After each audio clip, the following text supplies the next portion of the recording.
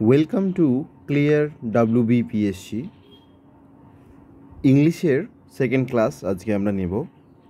তো প্রথমেই বলেছিলাম যে ইংলিশের গ্রামারটা আমরা করিয়ে দেবো। তো গ্রামারের সিলেবাসটা আগের দিন আমরা আলোচনা করেছি। আজকে সেই সিলেবাস অনুযায়ী ক্লাস শুরু হচ্ছে, সেই অনুযায়ী এটা ইংলিশের সেকেন্ড ক্লাস বলতে পারো। তো চলো আজকে পার্টস অফ স্পিচের প্রথমেই নাউন চ্যাপ্টারটা শুরু করি। নাউন অর্থাৎ নামপদ, যেখানে কোনো ব্যক্তি, স্থান, বস্তু, প্রাণী বা ধারণার নাম বোঝাবে তাদেরকে আমরা বলবো নাউন। বাংলায় যাকে বলে বিশেষ্য। বাংলায় কি বলে? বাংলায় যাকে বলে বিশেষ্য। যেমন হচ্ছে রাম, কলকাতা, হ্যাপিনেস, পেন, এগুলো সবই এক একটা নাম। তো চলো আরও ডিটেলসে যাই। নাউনের প্রকারভেদগুলো আমরা পড়ি। নাউনের প্রকারভেদ হচ্ছে, নাউনকে সাধারণত আমরা 5টি ভাগে ভাগ করি। প্রথমে হচ্ছে প্রপার নাউন। প্রপার নাউন মানে হচ্ছে কোনো ব্যক্তি, স্থান, বস্তু, এদেরকে নির্দিষ্টভাবে বোঝানো হবে। যেমন কোনো একজনের নাম যদি বলে, যেমন হচ্ছে যদি বলি একজনের নাম হচ্ছে রাম, তাহলে সেই রাম যে পদটা, সেটা কিন্তু একটা নির্দিষ্ট কোনো ব্যক্তির নামকে বুঝিয়ে দিচ্ছে। সেই জন্য এটাকে আমরা বলবো প্রপার নাউন। বা কোনো স্থানের নাম যদি নির্দিষ্ট করে বোঝায়, তবুও সেটা কিন্তু হবে প্রপার নাউন। যেমন ইন্ডিয়া, যেমন কলকাতা, এগুলো সব প্রপার নাউন। প্রপার নাউনের ক্ষেত্রে যেটা মনে রাখবে সেটা হচ্ছে, প্রপার নাউন সবসময় কিন্তু ক্যাপিটাল লেটারে শুরু হয়। তাহলে প্রপার নাউন সবসময় কিসে শুরু হয়? ক্যাপিটাল লেটারে শুরু হয়। মানে প্রথম যে লেটারটা থাকবে সেটা কিন্তু ক্যাপিটাল, মানে ক্যাপিটাল লেটার থাকবে। এটা থেকে আমরা বুঝতে পারবো এটা একটা প্রপার নাউন। কমন নাউন কি?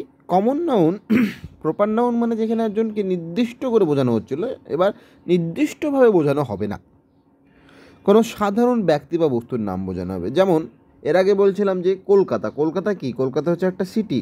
কলকাতা একটা সিটি। তাহলে একটা সিটিকে যখন নির্দিষ্ট করে বোঝানো হচ্ছে, সেই নামটা কলকাতা, তাহলে কলকাতা হয়ে যাবে প্রপার নাউন। কিন্তু এই যে সিটিটা কিন্তু সমস্ত সিটিকেই বোঝানো যায়, সাধারণ একটা নাম। তাহলে এই সিটি, এটা হয়ে যাবে কিন্তু কমন নাউন। এটা কিন্তু কমন নাউনের মধ্যে পড়বে। বুঝতে পারা গেল? যেমন রাম একজন বালক ছিল, তাহলে সেই বালক যে বয়, সেই বয়টা হয়ে যাবে কিন্তু কমন নাউন। আবার কোনো বুকের তো নির্দিষ্ট নাম হয়, তাহলে সেই তাহলে বুকটা হবে কমন নাউন। আর সেই বইয়ের যদি নির্দিষ্ট নাম হয়, যেমন তুমি বলতে পারো যে ফেলুদার কাণ্ড কারখানা, তাহলে সেই ফেলুদার কাণ্ড কারখানা এটা একটা বইয়ের নির্দিষ্ট নাম, তাহলে ওইটা কিন্তু প্রপার নাউন হবে। কিন্তু বই, এই ওয়ার্ডটা কিন্তু নিজে কমন নাউন হবে। বোঝা গেল? এবার হচ্ছে কালেকটিভ নাউন। কালেকটিভ নাউন মানে হচ্ছে কোনো একটা গ্রুপকে বোঝানো হবে। যেমন টিম, একদল, হার্ড, তারপরে জুরি, এগুলো পরে আছে আরও, আমি পরে আর ডিটেলসে বলছি। নেক্সট আসছি অ্যাবস্ট্রাক্ট নাউন। অ্যাবস্ট্রাক্ট নাউন মানে হচ্ছে যেগুলোকে অনুভব করা যায় কিন্তু দেখা বা ছোঁয়া যায় না। মনে রাখতে হবে, অনুভব করতে পারবো, ফিল করতে পারবো, কিন্তু টাচ বা দেখতে পাবো না। যেমন মনের অবস্থা বা মনের ধারণা, এগুলো অ্যাবস্ট্রাক্ট নাউনের মধ্যে যাবে। যেমন রাগ, দুঃখ, কষ্ট, ভালোবাসা, এগুলো কিন্তু সব অ্যাবস্ট্রাক্ট নাউন। মানে লাভ বলো, অনেস্টি বলো, সততা, চাইল্ডহুড, ছেলেবেলা, এগুলো কিন্তু দেখো সব, মানে এগুলো আমরা অনুভব করতে, যখন বলতে পারছি যে অনেস্টি, তখন বুঝতে পারছি যে এটা একটা গুণ, এটা একটা সততা, এটা একটা গুণ। কিন্তু একে কি আমরা ধরতে পারবো, দেখতে পারবো বা টাচ করতে পারবো? কোনোটাই পারবো না। কিন্তু আমরা ফিল করতে পারি যে অনেস্টি জিনিসটা কী। বুঝতে পেরেছো? এটাই হচ্ছে অ্যাবস্ট্রাক্ট নাউন। নেক্সট আমরা চলে আসছি ম্যাটেরিয়াল নাউন। ম্যাটেরিয়াল নাউন মানে যেখানে কোনো ধাতু বা পদার্থকে বোঝাবে। যেমন গোল্ড, উইন্টার, রাইস, এগুলো সব একটা ধাতু বা কোনো একটা পদার্থের নাম। তাহলে যেগুলোকে বলবো ম্যাটেরিয়াল নাউন। যেমন আমরা যদি উড বলি, উড মানে কি? উড মানে হচ্ছে কাঠ। তাহলে এটা তো ম্যাটেরিয়াল না, তাহলে এটা হয়ে যাবে, এটা হবে ম্যাটেরিয়াল নাউন। এটা হবে ম্যাটেরিয়াল নাউন। বোঝা গেল? কিন্তু যদি আমরা বলি চেয়ার, এটা একটা ফার্নিচারের নাম। দেখো, চেয়ার মানে একটা ফার্নিচারের নাম, তাহলে এইটা আবার হয়ে যাবে কমন নাউন। এটা কমন নাউন হয়ে যাবে, কমন নাউন। কিন্তু একটা চেয়ারের যদি একটা কোম্পানি, ধরো চেয়ারের একটা কোম্পানি ধরো সুপ্রিম, সুপ্রিম চেয়ার, তাহলে এই যে সুপ্রিম এটা কিন্তু আবার হয়ে যাবে, এটা কিন্তু হয়ে যাবে কি প্রপার নাউন, প্রপার নাউন। বুঝতে পারলাম? তাহলে যখন উড একটা সাধারণ কাঠ, একটা ম্যাটেরিয়াল, তখন তাকে আমরা বলছি ম্যাটেরিয়াল নাউন। যখন দেখছি উড দিয়ে একটা চেয়ার বানালাম, তাহলে চেয়ার একটা সাধারণ সমস্ত চেয়ারকে বোঝানো যেতে পারে, তাহলে সেটা হয়ে যাবে কমন নাউন। এবার কোনো একটা চেয়ারের নির্দিষ্ট নামকরণ করা হলো, তাহলে সেটা হয়ে যাবে প্রপার নাউন। বুঝতে পেরেছো?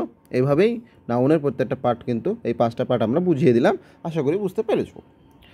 এবার দেখো কাউন্টেবল এবং আনকাউন্টেবল, এটা 2 রকম নাউন হয়, কাউন্টেবল এবং আনকাউন্টেবল। মানে কোনো জিনিসকে গুনতে পারছি কি না তার উপর ডিপেন্ড করে 2 ভাগে ভাগ করছি। কাউন্টেবল মানে যেগুলোকে আমরা গুনতে পারি, 1 2 3 4 এরকমভাবে গুনতে পারি, সেগুলোকে আমরা বলবো কাউন্টেবল। কিন্তু কোনো জিনিসকে যদি আমরা 1 2 3 4 করে গুনতে না পারি, তাকে আমরা বলবো আনকাউন্টেবল। তাহলে কাউন্টেবলের উদাহরণ কী হবে?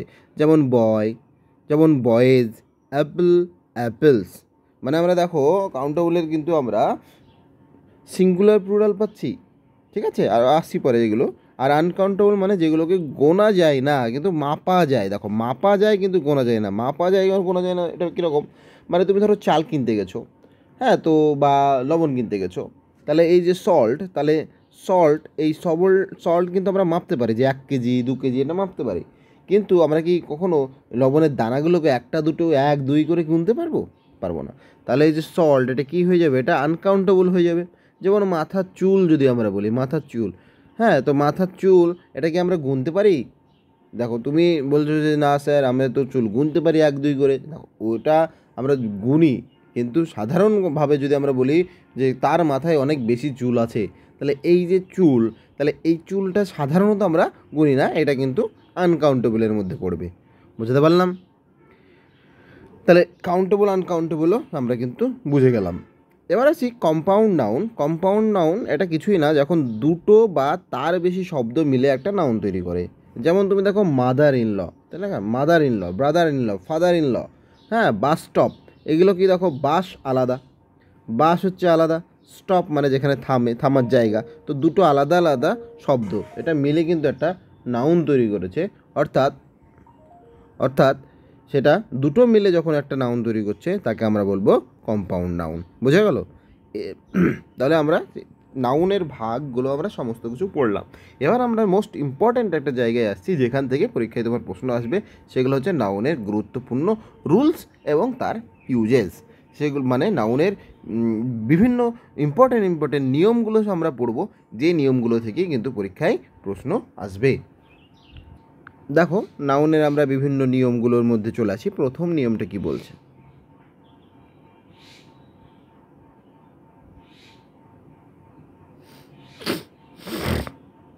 ওকে, দেখো ফার্স্ট রুল বলছে আনকাউন্টেবল নাউনের আগে এ অর অ্যান বসে না। মানে আনকাউন্টেবল নাউন আমরা পড়লাম যেগুলোকে গুনতে পারা যায় না তাদেরকে আমরা আনকাউন্টেবল নাউন বলি। এবার আনকাউন্টেবল নাউনের যে ওয়ার্ড লিস্ট, এই ওয়ার্ড লিস্টটা কিন্তু তোমাদেরকে মনে রাখতে হবে, মানে কোনগুলো আনকাউন্টেবল নাউন হয়। যেমন advice, information, news, furniture, luggage, knowledge, scenery, poetry, equipment, bread, water এবং রাইস। এই মানে কয়েকটা লিস্ট দিলাম, এগুলোই সব নয়, কিন্তু যেগুলো বারবার পরীক্ষায় আসে সেগুলোর মধ্যে থেকে আমরা বাছাই করে নিয়ে এসেছি। তাহলে এইগুলো হচ্ছে সব আনকাউন্টেবল নাউন। তাহলে মনে রাখতে হবে আনকাউন্টেবল নাউনের আগে কখনোই আমরা এ অর অ্যান বসে না, এটা কিন্তু আমরা মনে রাখবো, ঠিক আছে? এ আর অ্যান বসে না। তার মানে যেমন দেখো হি গেভ অ্যান অ্যাডভাইস, আমরা এটা সচরাচর বলে থাকি কি, আমরা বলে থাকি কি যে হি গেভ অ্যান অ্যাডভাইস বলে থাকি, কিন্তু কি সেটা হতে পারে? অ্যাডভাইস যেহেতু আনকাউন্টেবল নাউন, তাহলে তার আগে এই অ্যান বসবে না, এ অর অ্যান বসবে না, তাই না? তাহলে কি হবে? He gave me a piece of advice বলতে হবে। তাহলে বুঝতে পেরেছো? আবার দেখো আই হ্যাভ অ্যান ইনফরমেশান, এই যে ইনফরমেশনের আগেও এ আর অ্যান বসবে না, কারণ আমরা জানি ইনফরমেশান কি, ইনফরমেশান হচ্ছে আনকাউন্টেবল নাউন। বোঝা গেছে? তাহলে কি করতে পারি? আই হ্যাভ সাম ইনফরমেশান, ঠিক আছে, বা অনলি বলতে পারি আই হ্যাভ ইনফরমেশান, এটাও বলতে পারি, কিন্তু এ আর অ্যান কিন্তু আমরা বসাবো না। বোঝাতে পেরেছি? Rules 1 complete. এবার আমরা চলে আসছি রুলস 2তে। রুলস 2 কি বলছে দেখো, always singular noun uncountable but appears plural. মানে কিছু নাউন আছে যাদেরকে দেখতে প্লুরাল মনে হতে পারে, কিন্তু কিন্তু তাদেরকে কখনোই আমরা প্লুরাল ফর্মে ইউজ করতে পারবো না। এখান থেকে পরীক্ষায় অনেক বেশি প্রশ্ন আসে, কারণ তারা সবসময় সিঙ্গুলার নাউন। কীরকম আছে, যেমন ইনফরমেশন, ফার্নিচার, সিনারি, লাগেজ, হ্যাঁ, আর অ্যাডভাইস, হ্যাঁ, পোয়েট্রি, মানি, এইগুলো খুব বেশি বেশি আসে। ব্যাগেজ এইসবগুলো থেকে খুব বেশি প্রশ্ন আসে। সিনারি থেকে অনেক প্রশ্ন আসে, যেমন অনেকেই আমরা বলে থাকি দ্য সিনারিজ অফ কাশ্মীর, এভাবে বলে থাকি না, সিনারিজ অফ কাশ্মীর আর হ্যাঁ ভেরি প্লিজেন্ট, এরকম আমরা বলে থাকি। কিন্তু আমি এখনই কি বললাম, এই যে সিনারিজ এই ওয়ার্ডটা, সিনারিজ এই ওয়ার্ডটাই হয় না, কারণ সিনারি অলওয়েজ সিঙ্গুলার। তাহলে কী বলতে হবে, the scenery of Kashmir is very pleasant. এই যে দার্জিলিং দিয়ে যে এক্সাম্পলটা দেওয়া আছে দেখো, সেম এক্সাম্পল আমি কাশ্মীর দিয়ে বললাম, কোনো সমস্যা নেই। আবার দ্য ফার্নিচার ইজ নিউ, এটা করা যেতে পারে, কিন্তু ফার্নিচার্স আর নিউ এমন হবে না, কারণ ফার্নিচার সবসময় সিঙ্গুলার হিসাবে ইউজ হয়। বুঝতে পারলাম। তারপরে যে ইনফরমেশান, এখানে ইনফরমেশনস হবে না, ঠিক আছে। এখানে আমি বলতে পারি না যে I have informations always singular, I have information, এরকম ইউজ হবে, ঠিক আছে। বুঝতে পারলাম।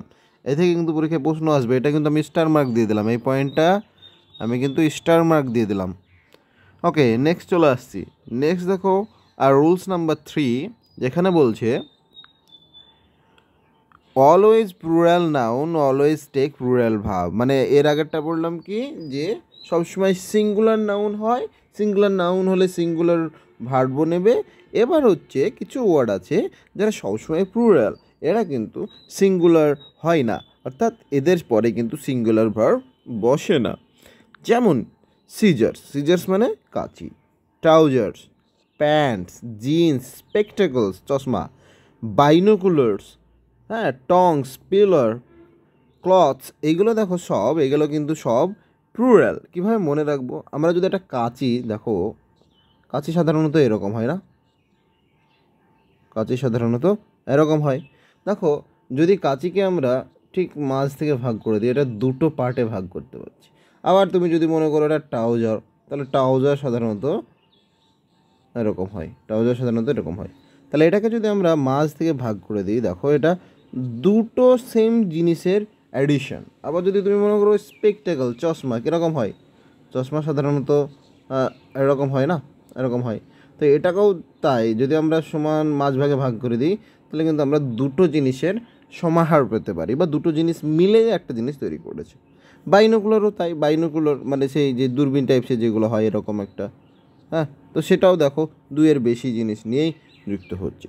তার জন্য এগুলো কিন্তু সবসময় প্লুরাল হয়। এটা একটা মনে রাখার উপায় বললাম, এটাই যে রুলস তা নয়, হ্যাঁ।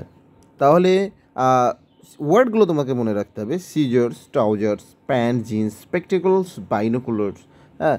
তো এইগুলো সবসময় প্লুরাল হিসাবে হয়। যেমন মাই সিজার্স আর শার্প, মানে আমার একটা কাঁচি, আমি যদি একটা কাঁচি থাকে আমার কাছে, তাও আমাকে কিন্তু কি বলতে হবে, যে না মাই সিজার্স আর শার্প, আমার সিজার্সটা কিন্তু খুব ধারালো, তীক্ষ্ণ। ওকে, হিজ ট্রাউজার্স আর ডার্টি, তার প্যান্ট নোংরা, এটাকে আমরা বলতে হবে হিজ ট্রাউজার্স আর ডার্টি। একটা প্যান্ট আছে বলে তুমি এমন বলবে যে হিজ ট্রাউজার ইজ ডার্টি, এটা হয় না, এটা গ্রামাটিক্যালি ভুল। কারণ এটা সব সময় ট্রাউজার্স কী হবে, সব সময় প্লুরাল নাউন নেবে, কারণ প্লুরাল ভার্ব নেবে, কারণ এর নিজেই সবসময় প্লুরাল হয়। বোঝা গেল। আচ্ছা, এগুলোর আগে বেশিরভাগ ক্ষেত্রে এ পেয়ার অফ সিজার্স, এই এ পেয়ার অফ কথাটা আমরা ইউজ করতে পারি। ওকে, যাই হোক, নেক্সট আসছে আমরা রুলস 4। এভাবে অনেকগুলো রুলস আছে, আমরা রুলসগুলো পরপর পড়ে নিই, কারণ এই রুলসগুলো থেকেই পরীক্ষায় প্রশ্ন আসবে। ওকে, এবার আছে singular form but plural in meaning. মানে এরা সিঙ্গুলার ফর্মে বসে, ঠিক আছে, কিন্তু এদের মানেটা প্লুরাল হয়, যার জন্য তারা প্লুরাল ভার্ব নেবে, ঠিক আছে। দেখো যেমন people, police, cattle, clergy, poultry, gentry, ঠিক আছে, এরা কিন্তু সবাই সিঙ্গুলার। দেখো দেখে কিন্তু সিঙ্গুলারই লাগছে। কেটেল কি গবাদি পশুর দল আর কি, কেটেল, একে কি প্লুরাল লাগছে বলো? এটাকে দেখে সিঙ্গুলারই লাগছে, কিন্তু ইউজটা কীরকম হয় দেখো, দ্য কেটল আর গ্রেজিং, কেটেলস হবে না, অনেকে আবার CATTLES কেটেলস আর করে, এরকম করে, কিন্তু এমন হবে না, এটা CATTLE হবে, এবং কেটেল ইজও হবে না। কেউ আবার যদি বলে CATTLE কেটেল ইজ গ্রেজিং, সেটাও কিন্তু হবে না, এটাও হবে না, এটাও হবে না, তাহলে কী হবে? হবে এটা, দ্য কেটেলস আর গ্রেজিং। ওকে, কেটেলস আর গ্রেজিং। আচ্ছা, এবার দেখো পিপল আর পার্সনের মধ্যে পার্থক্য কী। পিপল হচ্ছে এই যেটা বলছি যে দেখতে সিঙ্গুলার হলেও এ কিন্তু প্লুরাল। পিপল যখন থাকবে তার মানে কিন্তু অনেক জনগণ, ঠিক আছে, তাহলে এটা কিন্তু প্লুরাল ফর্মে বসে। যেমন পিপলস আর ওয়েটিং, কী বললাম? পিপল আর ওয়েটিং, পিপলস হবে না, পিপল আর ওয়েটিং, ঠিক আছে। আর যখন একজন ব্যক্তিকে বোঝাবো তখন আমরা পার্সন বলবো, পার্সন ইজ মিসিং। ওকে, বোঝাতে পারলাম? পার্সন আর প্লুরালের মধ্যে পার্থক্য বোঝাতে পেরেছি আশা করি। ওকে, নেক্সট আমরা চলে আসছি রুলস নাম্বার 5-এ। রুলস নাম্বার 5 বলছে plural form but treated as singular, মানে plural form but treated as singular. তাহলে দেখো এতক্ষণ পর্যন্ত কী পড়লাম? প্রথমে পড়লাম যে সিঙ্গুলার কিছু ওয়ার্ড আছে যারা সবসময় সিঙ্গুলার হিসেবে ইউজ হয়, যে প্লুরাল কিছু নাউন আছে যারা সবসময় প্লুরাল হিসেবে ইউজ হয়। তারপরে কিছু পড়লাম যে না, দেখতে সিঙ্গুলার কিন্তু প্লুরাল হিসেবে ইউজ হয়, ঠিক আছে। এবার আমরা পড়ছি যে কিছু নাউন আছে যারা দেখতে প্লুরাল বাট এরা সিঙ্গুলার হিসাবে ইউজ হয় এবং সিঙ্গুলার ভার্ব নাই। এটা যেমন হচ্ছে নিউজ, নিউজ, হ্যাঁ, তারপর বিভিন্ন সাবজেক্টগুলো যেগুলো নিউজ, হ্যাঁ, সাবজেক্টগুলো ম্যাথামেটিক্স, ফিজিক্স, ইকোনমিক্স, হ্যাঁ, তারপরে পলিটিক্স, তারপরে হচ্ছে ইনিংস, হ্যাঁ, মিজলস রোগ, মাম্পস, এটাও এক ধরনের রোগ। তাহলে এই যে রোগগুলো বা সাবজেক্টগুলো, এগুলো কিন্তু সবসময় তোমাদের দেখতে প্লুরাল হোক, লাস্টে এস থাকুক, সেক্ষেত্রেও কিন্তু আমরা এদেরকে সিঙ্গুলার হিসেবে ইউজ করবো। এক্সাম্পলগুলো দেখে নাও, তাহলে বুঝতে পারবে। দ্য নিউজ ইজ শকিং, দেখো নিউজ, নিউজ মানে এস আছে, মানে যে আর বললে হবে না, তাহলে news is shocking. Mathematics is my favourite subject, mathematics এটা একটা সাবজেক্টের নাম, এটা এস থাকলেও এটা সিঙ্গুলার, তাহলে mathematics is. Okay, innings was, his innings was, news is, বুঝতে পেরেছো? আচ্ছা, সহজ সহজ, এগুলো একটু তোমাদেরকে বাড়িতে পড়ে একটু মুখস্থ করতে হবে নিয়মগুলো, তবে তোমাদের মনে থাকবে, বিশেষ করে ওয়ার্ড লিস্টগুলো কিন্তু পরীক্ষায় থেকে প্রশ্ন আসবে আর কি, ঠিক আছে। কীরকম কী প্রশ্ন আসবে সেটা ক্লাসের শেষে কিছু MCQ দিয়ে আমাদের আলোচনা করা থাকবে, সেখান থেকে তোমরা বুঝতে পারবে। আর এছাড়াও তোমরা যারা বিভিন্ন পরীক্ষায় কম্পিটিটিভ এক্সাম দিচ্ছ তারা তো জানোই। দেখো rule 6, collective noun verb depends on context, মানে কালেকটিভ নাউন সিঙ্গুলার ভার্ব নেবে নাকি প্লুরাল ভার্ব নেবে সেটা তার কনটেক্সটের উপর ডিপেন্ড করে। যেমন যদি অনেকে মিলে একটা নির্দিষ্ট কাজ করে তাহলে তাদেরকে আমরা সিঙ্গুলার হিসেবে ট্রিট করতে পারি, কিন্তু অনেকে আছে এক জায়গায় কিন্তু তাদের মধ্যে মতবিরোধ বা তাদের মধ্যে ভাগাভাগি হয়ে গেছে, তাহলে তাদেরকে আমরা বলবো যে না, তাদেরকে প্লুরাল হিসাবে আমরা কাউন্ট করতে পারি। যেমন দেখো এই যে এক্সাম্পলটা, দ্য জুরি, জুরি মানে হচ্ছে দেখবে ওই আগে মানে আমাদের এখানে তো জুরি সিস্টেম এখন আর নেই, ইংরেজ আমলে ছিল, সেক্ষেত্রে দেখবে একটা জাজ থাকতো আর একটা বোর্ড থাকতো, সেখানে বেশ কয়েকজন থাকতো। তো জাজ কোনো রায় দেওয়ার আগে তাদের কাছে জেনে নিত বা তাদের রায়টা কিন্তু লিখিতভাবে নিত, এটাকে আমরা তাদেরকে আমরা জুরি বোর্ড বলতাম। বিভিন্ন যে গানের যে প্রোগ্রামগুলো হয় আমাদের টিভিতে, সেখানেও কিন্তু অনেক সময় এই জুরি বোর্ড থাকে, ঠিক আছে। তো এই জুরি বোর্ড যখন সবাই মিলে একটা ডিসিশন নেয় বা একটা রায় দেয় এবং একটাই রায় দেয়, সেক্ষেত্রে কিন্তু সবাই মিলে একটা রায় দিচ্ছে, তাহলে সেটাকে আমরা ইউনিশন হিসেবে নিতে পারি বা সেটাকে একক হিসেবে বলতে পারি, এবং সেক্ষেত্রে ভার্বটা হবে সিঙ্গুলার। যেমন the jury has given it's verdict, মানে সবাই মিলে একটা তাদের রায় দিয়েছে, ভার্ডিক্ট মানে রায় দেওয়া, তাহলে সেক্ষেত্রে কিন্তু জুরির পরে হ্যাজ বসছে, মানে সিঙ্গুলার। খেয়াল করো, কিন্তু জুরিরা যদি একটা ডিসিশনে না আসতে পারে, কিছু 10 জনের মধ্যে 2 জন এক বলছে, 3 জন আরেক বলছে, আরও 2 জন আরেক বলছে, এভাবে তাদের মধ্যে ভাগাভাগি হয়ে গেছে, তাহলে তারা বিভক্ত হয়ে গেছে, সেক্ষেত্রে কিন্তু দ্য জুরি ওয়্যার ডিভাইডেড, এখানে কিন্তু ওয়্যার মনে রাখতে হবে, কারণ এটা ভাগ হয়ে গেছে, বুঝতে পারলে? আচ্ছা, তাহলে এই রকমভাবে কিন্তু কালেকটিভ নাউনের কিছু সিঙ্গুলারও হতে পারে, প্লুরালও হতে পারে, বাট সেটা তার কনটেক্সট, মানে কিভাবে কাজ হচ্ছে তার উপর ডিপেন্ড করে। তাহলে এই কালেকটিভ নাউনের যে লিস্টটা, সেটাও কিন্তু ক্লাসের শেষে দেওয়া আছে, এখানে কিছু দেওয়া আছে, ক্লাসের শেষে পুরো লিস্টটা কিন্তু তোমরা পেয়ে যাবে, সেই জন্য তোমাদেরকে ক্লাসটা করতে হবে। ওকে, এবার হচ্ছে রুল 7। রুল 7 কি বলছে দেখো, বলছে same form in singular and plural, মানে এরা সিঙ্গুলারও হয় প্লুরালও হয়, কিন্তু এদের ফর্মটা চেঞ্জ হয় না, ঠিক আছে? যেমন কি deer, sheep, fish, aircraft, series, species, salmon, moose. উদাহরণে চলে আসি আমরা, যেমন হচ্ছে আই স 2 ডিয়ার, মানে আমি যদি একটা ডিয়ারও দেখতাম আই স এ ডিয়ার, তাহলে আমি যদি একটা ডিয়ার দেখতাম তাহলে আই স এ ডিয়ার, তাহলে এটা সিঙ্গুলার, এটা সিঙ্গুলার।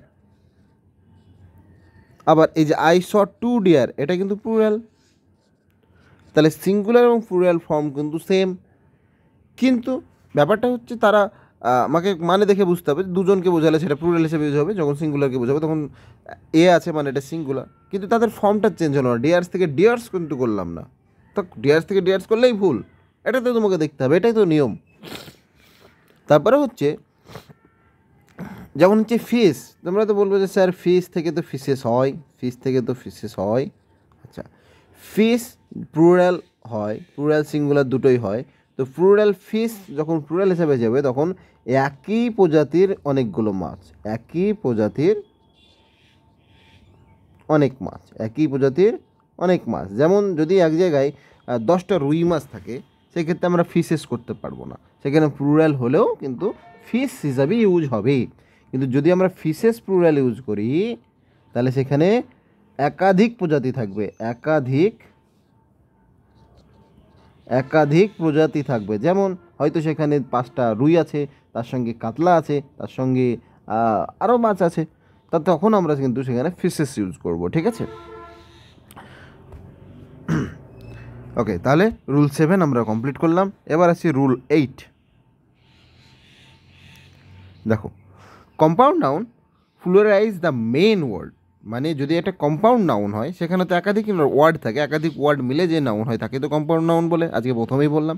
তাহলে সেই কম্পাউন্ড নাউনের প্লুরাল যদি আমরা করতে চাই, তাহলে সেই ওয়ার্ডের মানে সেই কম্পাউন্ড নাউনের যে ওয়ার্ডটা মেন, তার আমরা প্লুরাল করব। যেমন দেখো সন ইন লজ, মানে এইখানে আবার অনেকে আবার এমন করে বসে যে সন ইন লাস্টে একটা এস যোগ করে দেয়, কিন্তু এটা হবে না, এটা হবে না। কি হবে? সন, এটাই মেন ওয়ার্ড, তাহলে এটার এস লাগাবো, সনস, ঠিক আছে? যেমন কমান্ডার ইন চিফ, কমান্ডার এটা মেন, তাহলে কী হবে? কমান্ডার্স। দেখো মেড সার্ভেন্ট, মানে মহিলা চাকর, তাহলে এই যে মেড সার্ভেন্ট, তাহলে মেড তো মহিলা, এটা তো মেন ওয়ার্ড নয়, এখানে চাকর সেটা হচ্ছে মেন ওয়ার্ড, তাহলে চাকরে আমরা বহু বচন করবো, যে সার্ভেন্টস করব। আগে পরে ব্যাপার না, এগুলো দেখো এগুলো আগেরগুলো হচ্ছিলো, কিন্তু এটাতে পরেরটাই প্লুরাল করতে হলো, মানে দেখে বুঝতে হবে যেটা মেন কনটেক্সট, যেটা মেন ওয়ার্ড, সেটাকে আমরা প্লুরাল করবো। বুঝাতে পেরেছি আশা করি? ওকে, আমরা 10টা রুলস আজকে করব, তারপরে বাকিগুলো আবার পরের দিন করব, ঠিক আছে? এবার আসছি আমরা রুলস 9, যেটাকে কি বলছে দেখো, abstract noun does not take plural, মানে অ্যাবস্ট্রাক্ট নাউনগুলো কিন্তু প্লুরাল হয় না। অ্যাবস্ট্রাক্ট নাউন মানে কোনগুলো? যেগুলোকে আমরা ধরতে পারি না, টাচ করতে পারি না, ফিল করতে পারি, যেমন honesty, bravery, childhood, wisdom, intelligence, happiness, beauty, এগুলো কি? এগুলো হচ্ছে অ্যাবস্ট্রাক্ট নাউন। মনে রাখতে হবে অ্যাবস্ট্রাক্ট নাউন কখনোই প্লুরাল হয় না। যেমন উই শুড ভ্যালু অনেস্টিজ, আমাদের সততার দাম দেওয়া উচিত, এই অনেস্টিজ হতে পারে না, তার জন্য কী হবে? অনেস্টি হবে, বুঝতে পারলে? এবং আজকের আমরা লাস্ট রুলসে চলে আসছি, রুলস নাম্বার 10, রুলস নাম্বার 10 বলছে ম্যাটেরিয়াল নাউন দেখো কোনো সময় প্লুরাল হবে না এবং তাদের আগে কোনো আর্টিকেল বসবে না। অ্যাবস্ট্রাক্ট নাউনও তাই, কোনো প্লুরাল হয় না। আবার ম্যাটেরিয়াল নাউন্স এদেরও প্লুরাল হয় না। যেমন ম্যাটেরিয়াল নাউন মানে কী হবে, গোল্ড হবে, সিলভার হবে, উড হবে, iron, water, milk, sugar, rice, oil, এগুলো কিন্তু সবই ম্যাটেরিয়াল নাউন। এগুলোতে কিন্তু কোনো প্লুরাল হবে না এবং কোনো আর্টিকেল বসবে না। যেমন gold is precious metal, very good, এটা কোনো ভুল নেই। কিন্তু দ্য গোল্ডস আর শাইনিং, এরকম যদি করো মানে সোনাগুলো চকচক করছে এমন যদি বলো, এটা কিন্তু হবে না। এটা কি হতে পারে, গোল্ড ইজ শাইনিং, দেখো কোনো আর্টিকেল বসে না, তার মানে শুধু এ আর নয়, মানে এখানে কিন্তু বসবে না এটা, ঠিক আছে। যাই হোক ওইটা ব্যাপার না, যা বুঝতে পারে যেটা মনে রাখতে হবে সেটা হচ্ছে এই যে আর কখনোই হবে না, আর এটা গোল্ডস প্লুরাল কিন্তু হবে না, ঠিক আছে। তাহলে কি হতে পারে, এখানে বলতে পারো দ্য গোল্ড ইজ শাইনিং, এরকম বলতে হবে, ঠিক আছে, কারণ এতে তো প্লুরাল হয় না, ঠিক আছে। The gold found in the mine is pure, মানে এই যে খনিতে যে গোল্ডটা পাওয়া গেছে সেটা সম্পূর্ণ পিওর, বিশুদ্ধ। এক্ষেত্রে কিন্তু দা বসাতে পারছি কারণ এটা স্পেসিফিকভাবে সেই গোল্ডটাকে বোঝাচ্ছে, সেটা ওটা ঠিক আছে। কিন্তু বোঝার বিষয় হচ্ছে যে গোল্ড এটাকে কিন্তু সিঙ্গুলার হিসেবে ইউজ হয়েছে এবং সিঙ্গুলার ভার্ব নিয়েছে, তাহলে এটা ঠিক আছে, বোঝা গেল। তাহলে এই আমরা 10খানা পড়লাম। তাহলে আজকে আমরা কি কি পড়লাম, আমরা নাউনের ডেফিনেশন পড়লাম, টাইপস অফ নাউন পড়লাম, টাইপস অফ নাউন পড়লাম, হ্যাঁ। তারপরে আমরা পড়লাম কি, যে 10টা ইম্পর্টেন্ট রুলস পড়লাম। তাহলে এই আজকে আমরা ফার্স্ট ক্লাসে এগুলো করলাম। খুব শীঘ্রই 2-1 দিনের ভিতরেই আমরা কিন্তু সেকেন্ড ক্লাসে আসবো, যেখানে নাউন চ্যাপ্টারটা পরের দিন আমরা শেষ করে দেবো, ঠিক আছে। তাহলে আজকে এতদূর পর্যন্তই ক্লাস থাকলো।